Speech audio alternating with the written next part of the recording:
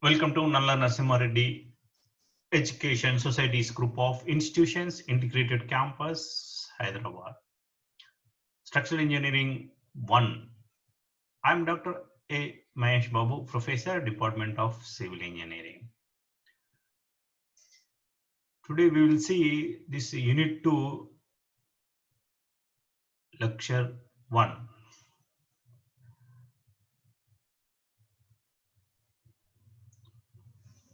In Unit 2,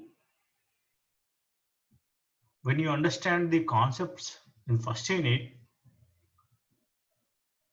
definitely it is very easy for you to understand the concepts of second unit. In first unit, basically what we observed.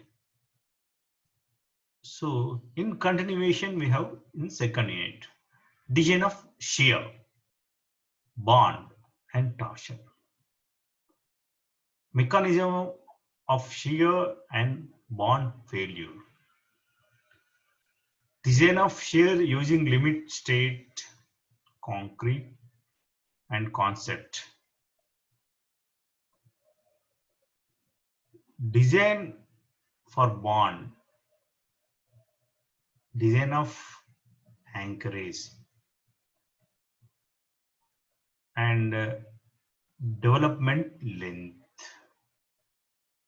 So these are the topics covered in the unit 2 and also design of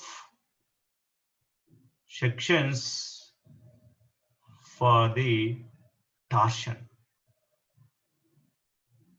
and also detailing of the reinforcement.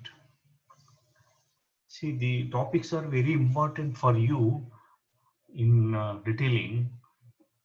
See, first of all, what is shear? Shear force, you know. It's a force. See, a structural member is subjected to, because of loads, different types of loads, subjected to, first one is bending moment, first one is shear force, that is load. A beam is, suppose a beam is, and beam is there, say there is a shear force. See, suppose I will explain here just for simple, anyway I will show you in detail. See, suppose here, suppose one beam is there. See, here, suppose a beam is there.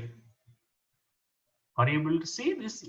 Say, well, this is a load, vertical load. This shear, this will introduce an element shear. Not only shear, it will also cause the bending moment. And also, you will have here, suppose there is a beam like this. On this, you will have a torsion, right? So, what is here your observation? What is mechanism?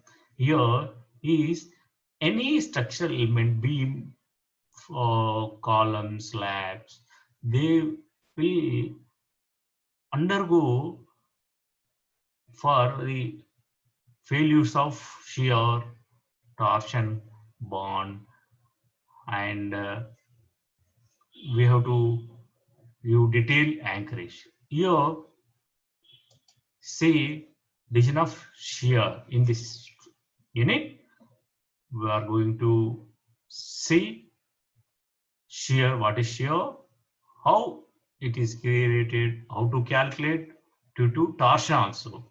Bond, what is bond? The bond is between reinforcement and concrete.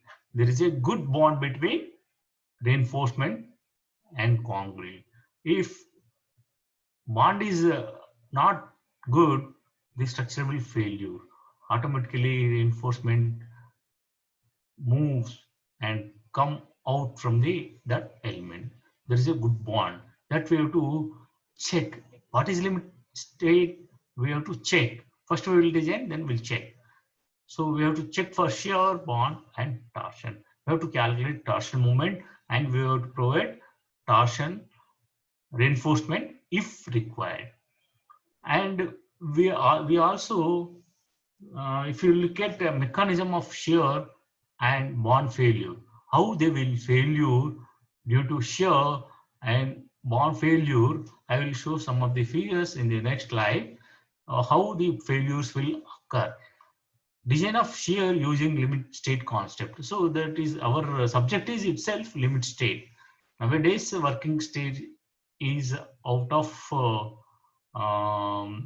the syllabus, out of the, this is outdated one. Our working stress method is not economical. So that's why limit state method is using. So this is limit state design. So every RC structure now is designed by using limit state only. So design of shear by using limit state concept, design of bond, how to design a bond. Okay, so that anchorage, what is the development length, what is the length required to withstand the that reinforcement in the concrete, and there should be a good bond. And design section for torsion also, because if torsion, as I explained, if torsion is there in first unit also, in second or third figure, I explained how the torsion will act on the beam. So we have to design. Additionally, reinforcement how to provide section, cross section, we have to show. So this is also a very important topic. The, if you see this design for shear, bond, and torsion. See, what is shear? This is generally vertical force. Shear is because of due to maybe bending moment. Okay, bending moment is usually accompanied by shear. The combination of shear and bending stresses produces the principal stresses, which causes diagonal tension in the beam section. See, there is a chance of produce principal stresses because of bending stresses, which will cause diagonal tension failure in the section. The diagonal tension stresses caused by the shear and combination of shear and bending is likely to cause failure of the section by producing the cracks.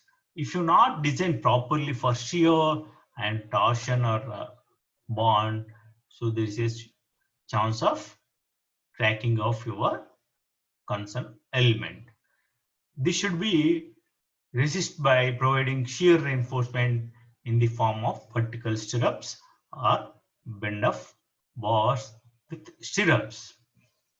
See, I explained what the beam reinforcement, how we provided vertical stirrups, either in beams or columns, ties like. So to avoid cracks, we have to provide reinforcement. This is design. First one is we have to calculate shear. Shear due to bending, shear due to load, maybe vertical, horizontal, whatever it may be, and shear force due to torsion, and design of bond, anchorage. These are important in this unit.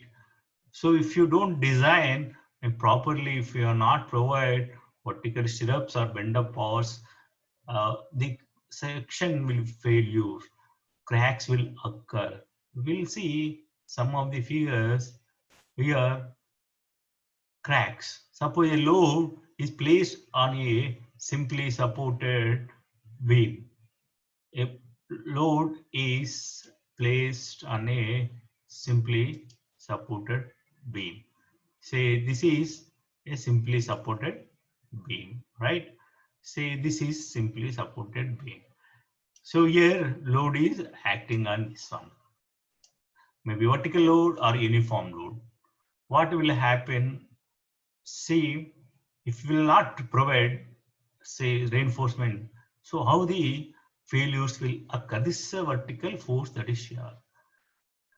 You know, suppose this is, say, suppose here a load of, say, 50 kilonewtons is acting on this one. Say 50 kilonewtons, right? So what is the force will this resist by this force? Both, because this is a similar one. This 50 divided by 2, 25 kilonewtons to 25 kilonewtons. That is, this is resisted by this suppose. Okay, suppose this limit is strength is 50. Suppose if you go for 60, the failures will occur. Like if you increases this load, what will happen? How the cracks will be developed? How the failures, types of failures and types of cracks? Here, if you see in middle, if you see in this one, you know what is the bending moment curve? See, this is bending moment of your simply supported, right? This you will have maximum bending moment for simply supported beam. We studied in SOM. So in simply supported beam at middle. So says first simply supported and with the uniform load. So here we have to provide, here we will observe flexural crack. Flexure means bending cracks. Flexure cracks are due to bending moment, bending failure, because if you not provide proper reinforcement here, this leads to flexural cracks. Then here, if you see up to here flexural cracks, then shear cracks, load, because of load. And here flexural and shear both. As you come near to the edge, there will be shear and movement, that is bending moment. Both due to bending and shear, the cracks will be developed. So this is tension at the support tension zone. This is bottom zone. See, that's why I explained in first unit, this is very important. Where we'll provide, where tension is there, we'll provide, where maximum bending moment is there in the beams, we'll provide reinforcement there. I explained with video. See, that's why first unit is very, very important for you. And that's, if you understand first unit, it's very easy for further units.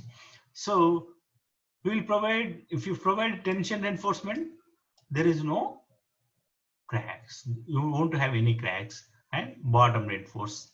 And for shear cracks, you have to provide vertical stirrups. Okay, this is type of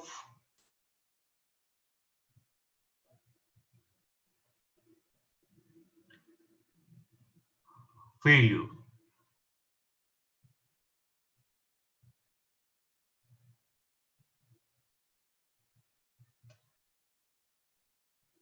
Okay, we will see in detail in next video. Thank you.